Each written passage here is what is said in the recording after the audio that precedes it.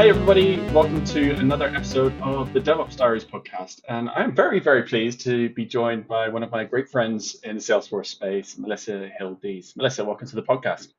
Thank you. Thank you for having me here. Oh, it's an absolute pleasure. And I tell you what, it's been too long coming. I know that time zones and time constraints get in the way sometime, right? They always do. They always do. But I'm very, very glad to have you on the podcast and sharing your knowledge with the Thank listeners. you. Very pleased indeed.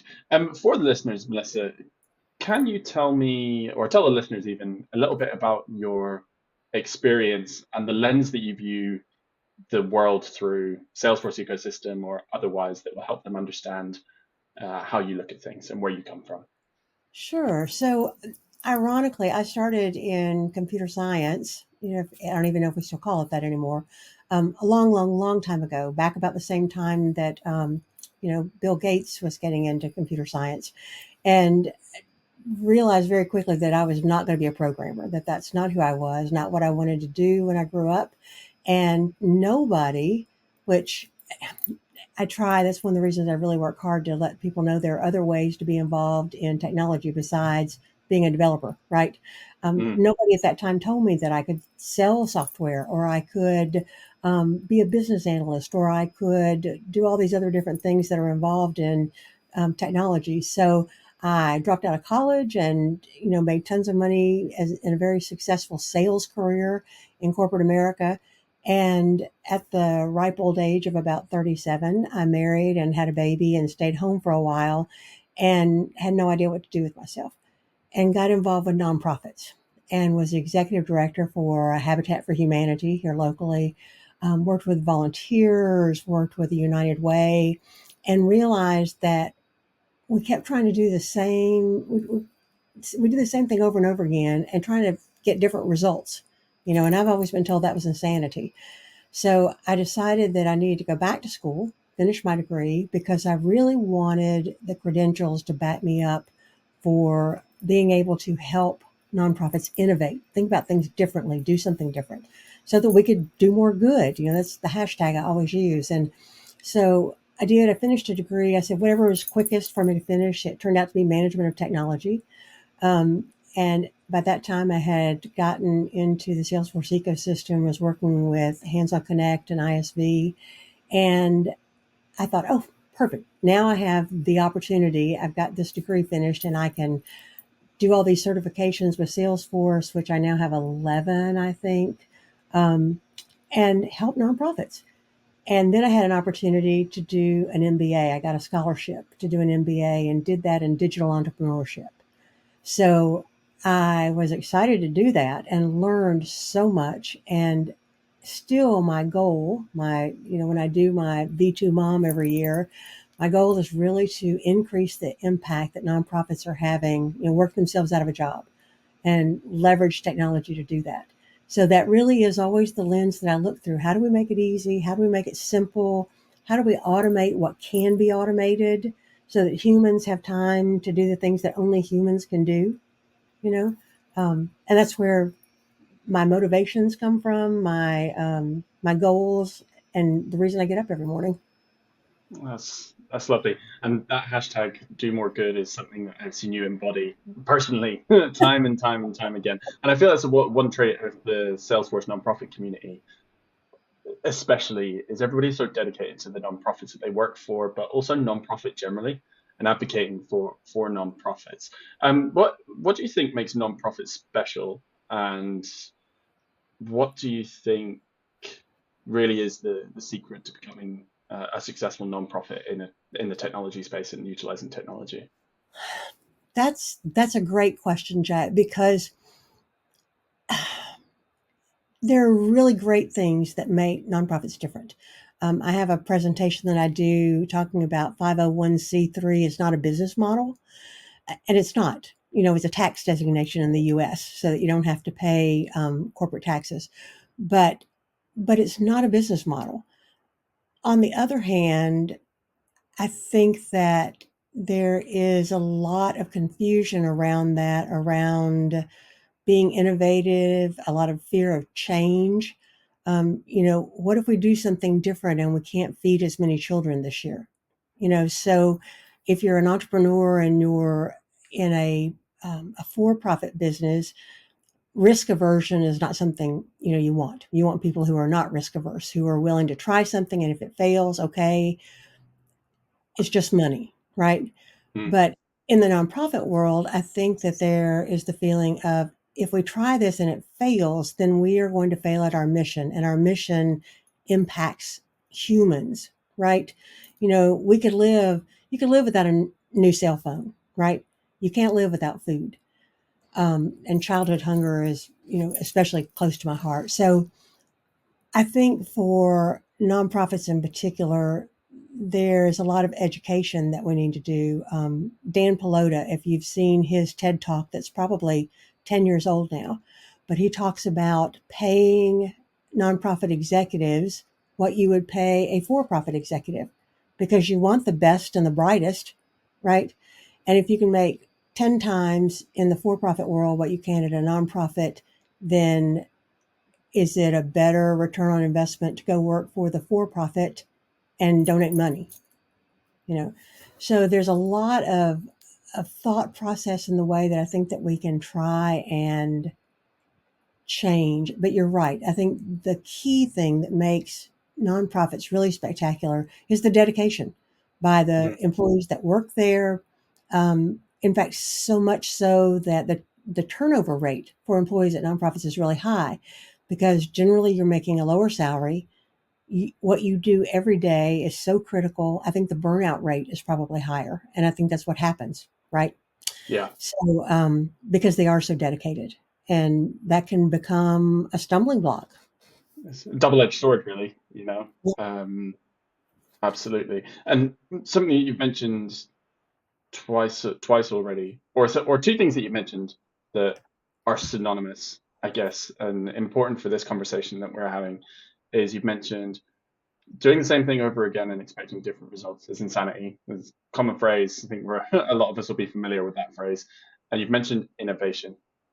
How do you bring the two together in nonprofit and or anywhere really? This doesn't even apply to nonprofit. I think we see it in corporate world too, or we see it even in Salesforce. We do the same things, or there is a risk that consultants or system integrators do the same things, expecting different results at different clients. And how do we bridge that gap? How do we innovate more on the platform? And what's the pathway? What kind of pathway do you see for us to do that more? Yeah, and I think I think there are a couple of key things. I think one is really in the user experience, right? Um, AI is a good example. Everybody, for years, I mean, we all thought, oh, AI is going to take over the world, all the science fiction horror films and that we grew up with, right? And Big Brother's Watching. I mean, I don't know if anybody, younger than I am actually read 1984, but, before it was 1984, some of you weren't born. But, um, but then ChatGPT, to call them out specifically, what, a year and a half ago, came out with a user interface that was so easy that anybody could use. There was no thinking about it. There was no training. There was nothing to block people from trying to do that, right? It didn't even cost anything, right? You could just Yeah. do it. And I, I don't know. I'm trying to think of anybody that I know that hasn't done something in that arena. I mean, at least had them rewrite a letter or a paragraph or something, right? To me, that user interface is probably the single most important thing, right? Because innovating, if there's no user acceptance, then it's not really innovation. I've told our developers that, it's like you may be absolutely brilliant and write the most phenomenal, application ever, but if nobody ever uses it, does it really matter? You know? So I think that is something we need to remember, because I really started thinking about, why all of a sudden it's like Chat GPT just came out full blown. you know, Hmm. and they didn't really, right? And I'm sure you've kept up and you've seen how much has improved and changed, and now they have a tier, and you can pay for a certain tier and da da da da. But they got that initial acceptance because it was so easy to use, right? If you had to go to a half day class to learn how to use it, I mean, who's got time, right? Hmm. Or motivation or energy. So I think that's really important. I think the other thing is, um, in fact, when I was doing my MBA, John Steinberg, who was the founder of Cheddar, one of the things that he said that I'll never forget was that in one of our classes, he was helping teach, and he said that people don't want a vitamin, they want a pain pill, right? So I think that's another critical piece of innovation. You and I probably think about innovations that are going to be vitamins that are going to make things, make you feel better, make you stronger, make you faster. But most people aren't really willing to do anything until it hurts so badly that they've got to do something. Hmm. The analogy I would give you is my husband, Mitch, who needs a knee replacement, you know, and he's kept putting it off and putting it off and putting it off and putting it off until now it hurts badly enough that he's finally scheduling it. Right. Yeah. So people are not very proactive. I think they're more reactive. So those of us who are less risk averse, who can innovate on their behalf, know the causes and the things that they're trying to accomplish and innovate on their behalf and hand it to them in such a way that they don't even have to think about it. They just use it.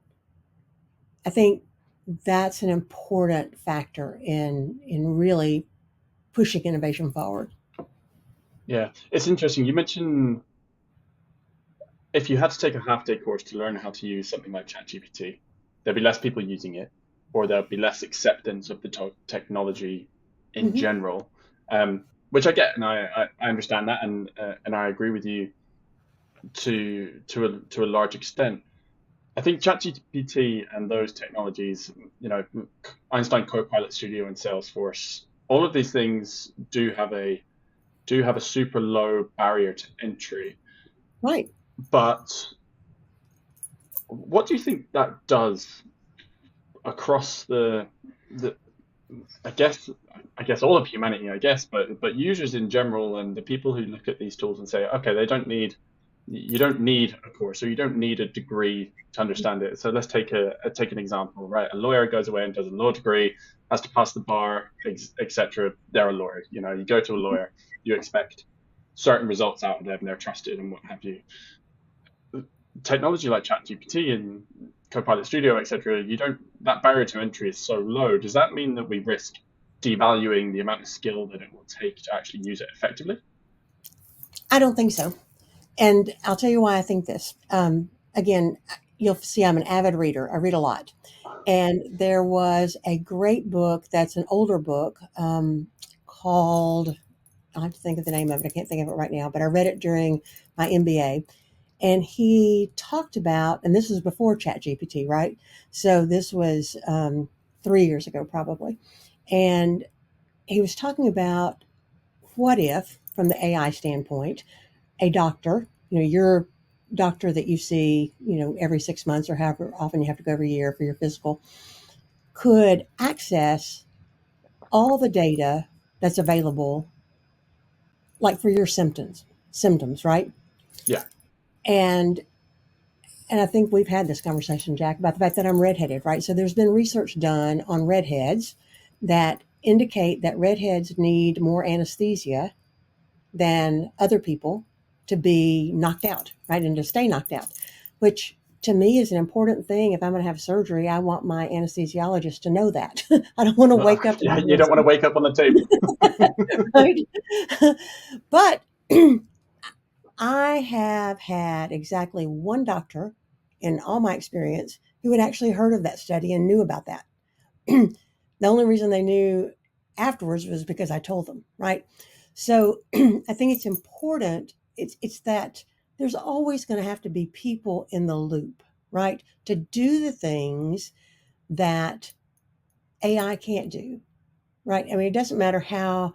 I mean, and I don't know about you. And when I was pregnant with my daughter, and internet was a thing, and because I was older and more concerned, everything. If I sneezed or whatever, I would, oh my goodness, what, the baby, the baby, the baby, and my OBGYN got really tickled at me because I was so cognizant and I could find so much information, which can be terrifying, right? Mm, But a doctor who is trained can take that information and then actually make a diagnosis for you, right? But having more information, he can't go to the library and sit down and, go through all the medical books. And you can't expect one human to know all the medical research that's been done all across the world, right? But that's important. I mean, I want my doctor to know that. So having access to that, however it's done, and maybe in a curated way, I think you're right. I mean, I think there are different use cases and different things from trusted sources. When I go on online and look for medical information, I go to Mayo Clinic or I go to the National Health Services, in UK, or I don't just mom and pop don't like vaccines don't go dot to com. WebMD. Right. And I know, right. So I think that's the important thing in understanding the users, right? So, and when I say you don't have to go to a class for half a day, right? There's a difference in just a regular everyday user and someone who is actually going to be leveraging the data, updating the data, working with the data. Yes, that person, if you're a developer, you're an architect, you're the Salesforce administrator, then yes, you probably do need a half day class, right? Mm, But the end user, and they're the ones that really drive things, even for nonprofits. So I shop online almost exclusively now because I just get too frustrated going to the stores and they don't have the color I want, or they don't have the size I want. But it's so easy. And I can tell you my favorite apps and the ones that I go back to again and again and again. And I need to be able to donate that easily. So my favorite nonprofits need to make it that simple for me to make donations. They need to make it that simple for me to sign up to volunteer. I'm still fighting with our local doctors and dentists about me being able to make appointments. Why can't I do that online? Why do I have to try and call when your office is open, which is like from 9 until noon and 1:30 to 4:30, you know, and make an appointment? Why can't I do that online? So the end user is where it's got to be super, super, super simple. yeah, yeah, I agree with you, and I think that interaction, I think that biggest frustration is always that, especially for folks that have grown up with the internet and are used to user experiences, which a large majority of our users in Salesforce will have done. They'll have computer experience and they want systems to be seamless. Like how many times have this brings me quite nicely because you mentioned data, and I want to get onto data cloud and your Yes. thoughts and opinions on data cloud. Um, but the user experience in turn, and I've been in sales, so I know what this is like. And the number one, the number one question that a salesperson hears from anybody internally is from their VP, and is it have you updated Salesforce?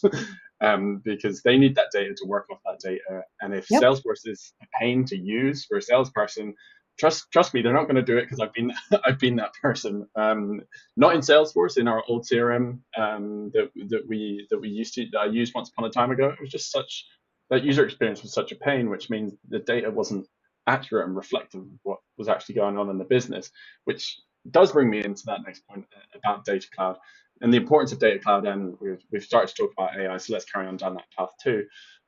Where do you see this going and that importance of data cleanliness, and especially in non-profit world, you're talking about tracking donors and donations and all those things that are highly important for regulatory 501(c) requirements.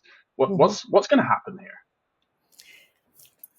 I don't know. I tell you something I'm What should okay? excited. What should happen then? Something I would like to see happen. So this is, sometimes you get to the point of if you can't beat them, join them, right? So, one of the things, especially in the Salesforce ecosystem, Jack, and I really would be interested to know what you think about this. In the Salesforce ecosystem, there are so many ISV partners, people who create these wonderful apps that you can buy on the App Exchange, install in your instance. There's training, there's support, all these great things. But again, it's change, right? So, with Hands on Connect, which is a volunteer management application, as opposed to Volunteer for Salesforce, which is a volunteer management application, you know, and Volunteers for Salesforce is free, like a puppy's free. Then you got to take it to the vet and pay big bucks for an implementer to fix it. Or Hands on Connect, which is not free. You pay for it, but you have the support, you have all that. But it's change, right? So even if they hate Volunteers for Salesforce, changing to Hands on Connect is hard. So with Data Cloud, if I understand it correctly, and I have to admit I've already failed the Data Cloud consultant once. I'm scheduled to take it again. Um, if I understand it correctly, one of the real benefits of Data Cloud is being able to bring external data easily, right, and economically into your Salesforce instance. So, my thought for nonprofits in particular, if you absolutely love Volgistics, maybe Volgistics is what you've used for volunteers for 100 years, and all your volunteers know how to use it, and they hate it, but they know how to use it, and you hate it, but you know how to use it, rather than try and press change management on them, why not just bring that data into Salesforce via Data Cloud, right? And so you've got that 360-degree picture of the person in Salesforce, where the executives in your nonprofit, the development team in your nonprofit, the folks in your nonprofit that need to be able to make those decisions can do that. So I think that's a huge plus for nonprofits to be able to not have to change, what little, Aunt Sally's been doing for the last 50 years, the way she's always done it, but to be able to capture that data in a more automated way and a more consistent way. And then, like you say, to get it all into Salesforce and, tie it together, right? One of my biggest frustrations is I feel like I have a split personality sometimes. You know how many email addresses I have, and every one of those email addresses is a different persona, is a different part of who I am. But in a system where I'm using all of those, I feel like the system ought to know that they're all me. They're all Melissa Hill Dees, no matter what comes after the ampersand, the at symbol, Um, and I think that's what everybody's really tried to do. Don't you think that's true in the corporate world too?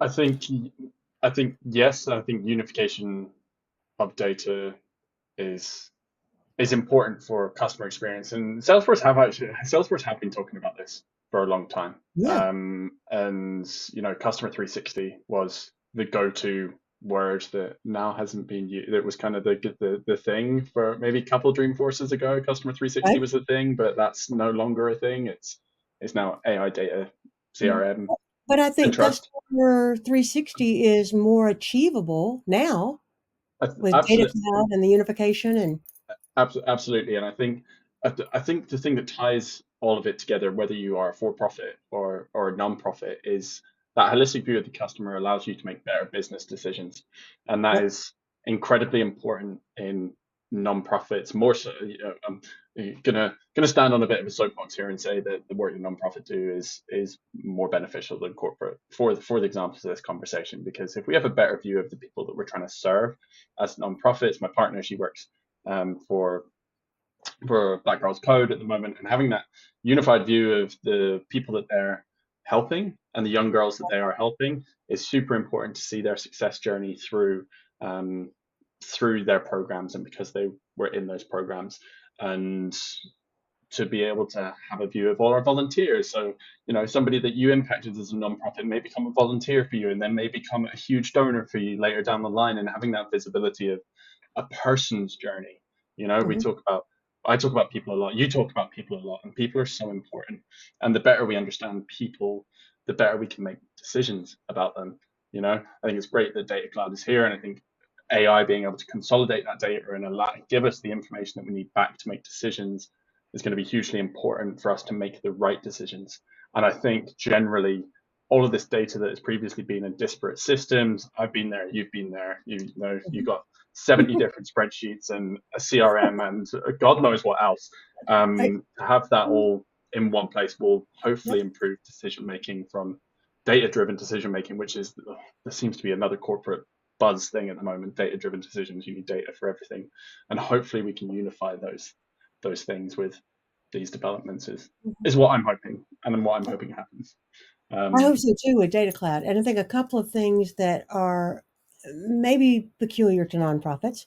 One is nonprofits, charities are notorious for collecting vast amounts of data. I mean, just ginormous amounts of data. They want to know everything, from your birthday to your firstborn child's name to, just huge amounts of data. But in my experience working with nonprofits, most of them never do anything with it. And again, it's because somebody's got to figure out how to put it together in a way that makes it useful, right? And with free Tableau licenses for nonprofits, that's such a great way to visualize all that unified data and, like you say, be able to make decisions. The other thing is the return on investment, right? So it's easy for a corporate company, somebody who's in it for the money, to say, okay, well, data cloud is, by what you consume, that's how you pay for it, right? It's not a flat fee, which is hard for nonprofits to budget. But for a corporate business, you're like, okay, fine. So we get more customers, we use more, we consume more in data cloud. It pays for itself. The return on investment is there. And so coming up with a good way to help nonprofits understand their return on investment, because nonprofits can make money. It's not that they can't make money. That's where the misconception is. You can get as many donations, do as many things as you want to raise funds. It just has to be plowed back into the mission instead of, to investors or to stakeholders. So you can, but seeing and making that correlation in executives' brains and in program managers' brains at nonprofits, how do we explain that return on investment to them for the automations that are done? yeah, does that? I guess my question to you then is: you mentioned about having the best corporate leaders and paying the best corporate leaders to come to nonprofits and making Mhm. sure that they get results and return on investment and being able to articulate return on investment. Number one question is: do you think nonprofits generally struggle to understand the ROI of technology investment? And question number two is: because there is a pay to play aspect of Data Cloud or Einstein Copilot or what have you, if it'll be an additional license cost or whatever it is that barrier to entry prohibitive for nonprofit organizations, at least in this first instance, when they might be the people that need it most? Yep. And I think you said it beautifully, Jack. I think it is going to be a challenge, and I think they are the ones who need it most, right? That in fact that we could all most benefit from them having it. And that's something I have worked on, I have looked at, trying to figure out, for example, and I go back to this because trying to sell the value of something that's completely intangible, right, to a nonprofit and something like a volunteer management application. And the only return on investment I could share at that point in time was to say, what would you pay a human to do this manually for you on an annual basis? Because what Hands On Connect costs as a subscription on an annual basis is, I don't know, maybe 20% of what you would have to pay a human to do it manually, Mm. right? So to me, that seems like a good reason to automate it. Yay, nay. The same thing with text messaging, right? I mean, I have a 21-year-old daughter who doesn't call me on the phone. The only reason she ever calls me is if she needs money. Otherwise, she texts me, right? I guess when she calls me, she's like, "Mommy," I'm like, Yeah, she can "Yes, add the tone into those messages, right? right, right." But she texts me. My mother, who's 86. and has never worked in an office, never used a computer, text messages me right on the phone. So nonprofits, so many nonprofits don't use text messaging. And I'm like, why? There's still email. Everything's email driven. I'm like, my 86-year-old mother doesn't even have an email address. My 21-year-old daughter has email addresses. She doesn't check any of them, you know. However, if you text my 21-year-old daughter or my 86-year-old mother, either one of them will answer a text message. So, who are your audience? Who are you trying to reach? Yeah, so that's a core like tenet of even I'm going to come back to my sales experience. Meet the customer where they are and Right. what they're doing. Right, it's so Right. important. Yeah. Um, 80% of consumers do everything on their cell phone. My mother doesn't own a computer. So if it's not on her cell phone, she's like, I don't know how to use a computer. I'm like, Mom, your yeah. iPhone's a computer. She's like, no, it's not. I'm the same. I sit at a computer all day, every day. But if I Yeah. can't, if I can't do something that I need to do, so for example, I had to sort some of my local like tax stuff out like today, Right. and it frustrated me that I couldn't do it on my phone, even though Mhm. I was sitting at my I tell you I'm not kidding. I was sitting at my desk in front of my computer with it switched on, and I was annoyed that I couldn't do it from my Right. phone. Right. And I think that's, like I say, it all goes back to that end user experience. I think that may be the selling point, and I say selling not in a, give me money kind of way, but in encouraging change management, right? To, if nonprofits see that their donors, their volunteers, their advocates are so much happier with what they are experiencing on a mobile, right? To be able to go and not have to have three personas because I advocate for and I'm a donor and I don't want to have three different logins to be able to, help my favorite nonprofit. That's kind of crazy, right? That's And that's insanity. what Yeah, happens if you have three different systems, right? yeah. No, So, absolutely. Something that I want to come back to that you mentioned right at the yeah. start of the conversation is you want to automate things to take that away from what humans are doing. So if humans can focus on what humans should be focusing on, what should humans be focusing on to you? So, and I think you know the answer to that question. I think it's a loaded question, but I think that human interaction is what's so important, right? Um, Humans shouldn't have to worry about running a report, putting it all together, doing it um, when they could spend the time to get to know the volunteers individually, to be able to help them better work through things. What would you be really happy doing as a volunteer, right? Instead of trying to make sure that they're placed, in this hole or whatever. Um, those sorts of things that the one thing that AI is never going to be able to replace, as far as I can, not yet, not in probably not in my lifetime, is a hug. You know, I mean, there. You're a great hugger. Ben Balapiu is a great hugger. They're just people that they care. And sometimes that I don't always know what to say to people, but to reach out and just touch them, right? I sat next to someone at Amanda Beer Nielsen's memorial service, and she was obviously upset and in tears, and I really didn't know what to say, but I just put my arm around her. Those are the kinds of things that AI can't do, computers can't do, automation can't do, but that we as people need to have the time to do, right? And so not be tied to our desk nonstop all day long, every day. And I've done that. I've done that even working in nonprofits. If I can just get this one more thing done. So that's Yeah, exactly the kind of thing.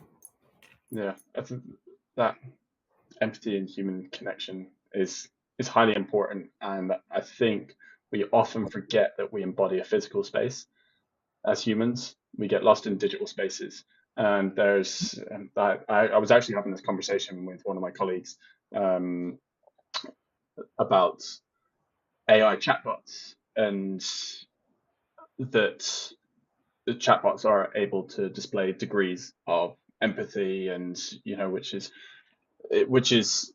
I find the responses that they were saying that were studied, and these chatbots were giving responses that were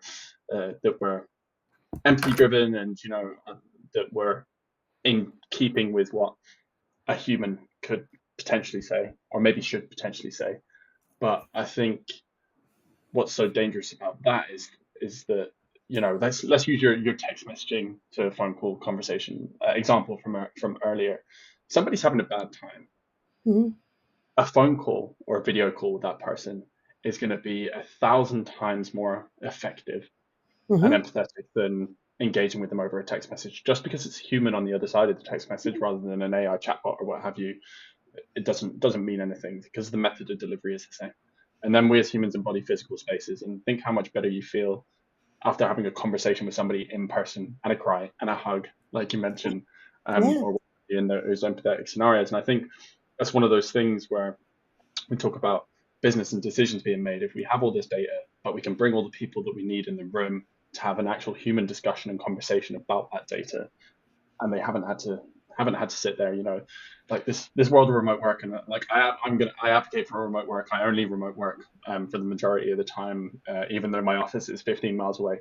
I still go into the office once every couple of weeks or so, just for that human connection and to Hmm. keep Hmm. keep those things running. And that's why I love going to Salesforce community events, to continue to build on those connections that can be made so much quicker and so much easier. And the empathy and that humanness is there. I think that we forget a lot of the time, because we do sit behind a computer all day building the flow, or writing Apex code, lightning web components, tinkering with Copilot Studio, whatever it might be. We forget that we embody a physical space more than we embody a digital space. And I think you're right. I think I agree. In fact, this book that I'm reading, the one I was telling you about, the practical artificial intelligence, right? Um, One of the things he said is what AI cannot do by itself is be creative to empathize. It cannot create a strategy for you and cannot improvise on the fly, right? It really can. It can only, so empathy, for example, AI can't empathize. It's not human. It can appear to, but that's not the same. And I just think that's so important. One of the organizations that I've worked with that is actually there in the UK that is doing incredible work is Food Cycle. And I don't know if you're familiar with them. I Yeah, think they have a place in Cambridge, but they what they provide is not only a meal, right? Food that volunteers put together, but they do it. It's not like Meals on Wheels where they go and deliver the food, but it's actually in a location.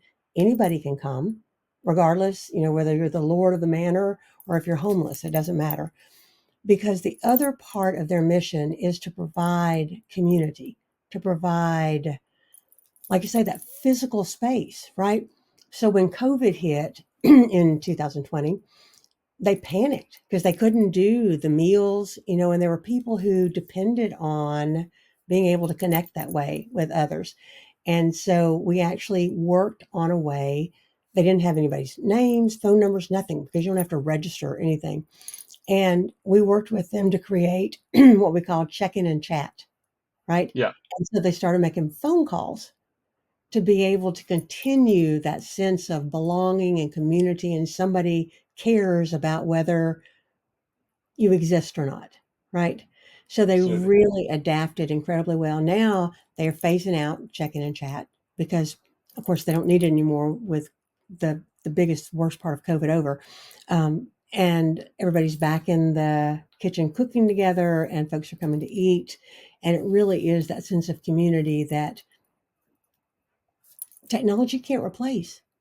Yeah. We can help schedule and manage and project manage and do all those sorts of things, but coming together to break bread together is not something you can do digitally. Yeah, I agree. Um, it's something that I've been maybe wrestling with, or I would like to, I would like to see particular companies do this. Um, so I was sitting in at Trailblazer DX in a conversation between one of the co-founders of Anthropic, which is another one of these creators of chatbot like Mhm. ChatGPT, called, I think theirs is called Claude. I'm sure I'll get corrected in the comment section of this video. And Clara Shih, the head of Salesforce, the Mhm. CEO of Salesforce AI. And the one thing that I haven't seen from any AI company in this kind of space or otherwise is any kind of philanthropic vision about what they advocate humans doing with the spare time that their software is going to create. And I think that's a real problem, um, because they're building these machines. And it was even said in this conversation with this co-founder, they have whole teams dedicated to understanding how large language models work. So Mhm. they don't even understand how large language models work themselves, and they're creating platforms that rely on them to make humans' lives easier. And Mhm. sure, like all these, ChatGPT, etc., is going to make humans' lives easier, and it's going to free up times. And we are going to get into a place where you would usually have had human operators do things that AI is going to do for us. It's going to free up humans' time. It's probably going to make humans' jobs obsolete, right? In the next 10 years, like that's probably going to happen in some spaces. But I don't see any kind of philanthropy from those companies about this is what humans should be doing, or this is what we advocate for, where humans can make a difference in the world. Do you agree that they should have this kind of vision, or they should be thinking about these things? Because it's kind of looking to me like you know, they they didn't know what they were creating, and they created this behemoth, and now the genie's out of the bottle, so to speak, and here we are. I do. I think because I do. I think you should take the big picture into consideration from the start, right? And I appreciate the companies. And I don't know about the company that you work for. The company that I work for, we have 5 paid volunteer days off, right? And so, whether it's lessened the work that we have to do or not. I mean, that's just an important part of who our company is and our company culture. And I know Salesforce has similar, things to do. So yes, but I think some of that is important. And that's the reason nonprofits can't be quiet, right? We need to speak up. And one of the reasons that I was so excited to be a Salesforce MVP, because no one has ever accused me of being quiet. And so I like to be You're loud. not quiet. I can I'm not attest to that. quiet. I like to be loud on behalf of nonprofits, right? So I ask that question often. I ask there's so many Dreaming events, right? And of course, and I co-founded Nonprofit Dreaming with Akash Mishra, and for nonprofits specifically, but not everybody could come to Nonprofit Dreaming. So in our Dreaming event group, I said, who has nonprofit tracks?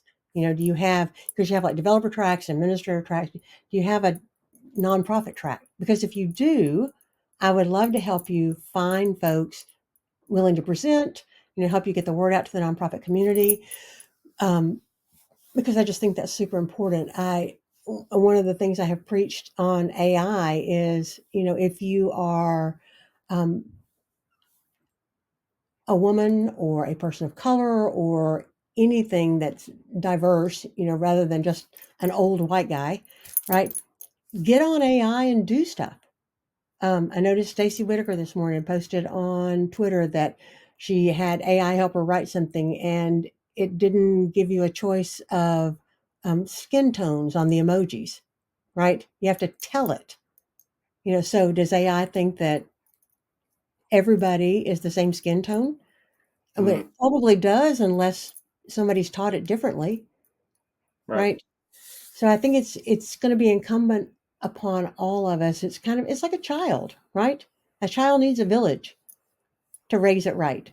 And AI is kind of like that child, and we each need to be a part of its village to make sure that it's doing what it should, and not just the people that are creating the chat bots and the different parts of it.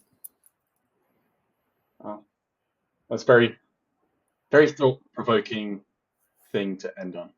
Okay. Um, Your new child, AI. your new child is AI. Okay. Um, interesting. Melissa, thank you so much. No, Thank you so thank much for you. your time. I've really enjoyed this conversation, and I think the listeners have too. One final question, maybe a short one. You can give me a couple of answers if you want. You mentioned earlier in the podcast that you read a lot and you're an avid reader. One book recommendation, either based on this conversation or just for fun, for the listeners. Sure. So, if you haven't read Vala Afshar's Boundless, read Boundless. It is, and I'm not much of a reader as far as nonfiction goes, but it was a wonderful read and encouraging and fantastic. If you don't follow him, you should. I want to be him when I grow up. Um, but for fun, I read all the British murder mysteries. So Vera and all of the Anne Cleeve's books, and um, yeah, Boundless is probably still my favorite right now. Of course, I haven't finished Practical Artificial Intelligence, so I'll let you know if that's my next favorite. Excellent, cool. I will put a link to Boundless in the description of this episode. Melissa Hill Dees, thank you so much. And listeners who've enjoyed this conversation, if you have, like and subscribe on whatever channel you are on. It really helps me out continue to bring you great guests like Melissa Hill Dees onto the DevOps Diaries podcast, and I'll catch you again another time.